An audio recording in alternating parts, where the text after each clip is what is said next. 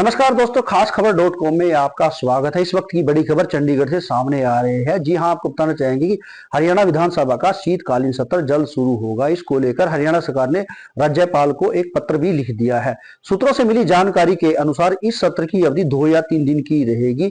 इस सत्र में सरकार कई बिल लेकर आएगी और उन बिल को पास करने का काम करेगी। इसके साथ साथ सरकार सदन में अपने विजन को भी पेश करेगी। वहीं अगर विपक्ष की बात की जाए तो कांग्रेस विपक्ष पार्टी के रूप में एक अहम भूमिका निभाती हुई नजर आएगी। हालांकि कांग्रेस के पास अभी तक नेता प्रतिपक्ष नहीं है। पिछले दिनों कांग्रेस विधायक दल की बैठक भी हुई थी जिसमें कांग्रेस अपने नेता प्रतिपक्ष को नहीं चुन पाई है। हालांकि जो हाईकमान है उसके द्वारा 3 सदस्यीय कमेटी भी बनाई गई थी और उन कमेटी ने जो चंडीगढ़ में कांग्रेस के विधायकों के साथ बैठक की थी और उनके साथ मंथन किया था, उनके मन को टटोला था कि आखिर वो किसको अपना नेता प्रतिपक्ष चुनना चाहते हैं। सभी कांग्रेस के जो विधायक हैं उन्होंने अपनी जो मन की बात है वो कहीं ना कहीं उस प्रतिनिधि मंडल को दे दी है और उस कमेटी ने कांग्रेस हाईकमान को वो रिपोर्ट सौंप दिया। लेकिन हाईकमान की तरफ से अभी तक भी हरियाणा कांग्रेस की समान किसी भी नेता को नहीं सौंपी गई है।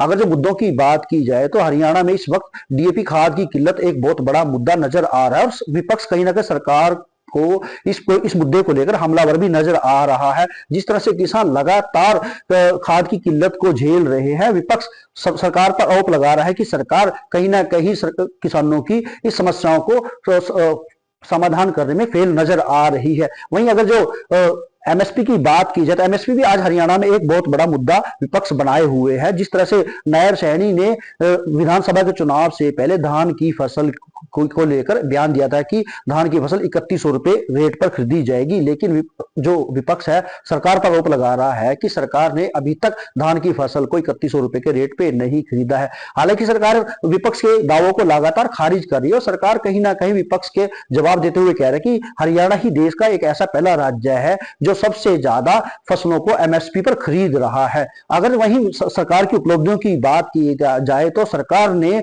जिस तरह से बेरोजगार युवाओं को रोजगार दिया है, 25,000 जो बेरोजगार युवा थे उनको रोजगार दिया है और सरकार उसको कहीं ना कहीं उपलब्धि मान रही है और उसको लेकर जश्न भी मना रही है। ये साथ कहीं ना कहीं जन समस्याओं को लेकर भी सरकार गंभीर है और हर रोज हरियाणा के अंदर जन दरबार लगाए जा रहे हैं। उन जन दरबारों के अंदर अधिकारी जन समस्याओं को दूर कर रहे हैं। हालांकि मुख्यमंत्री ने कल ही जो है जिला ग्रीवेंसेस कमेटी का भी ऐलान किया। उस ग्रीवेंसेस कमेटी की कमान मुख्यमंत्री के समेत तमाम नेताओं को सौंपी गई है जो कि जन समस्याओं को समाधान करने के लिए फील्ड में उतरेंगे।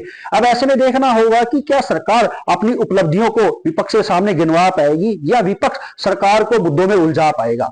अश्विनी कुमार, चंडीगढ़।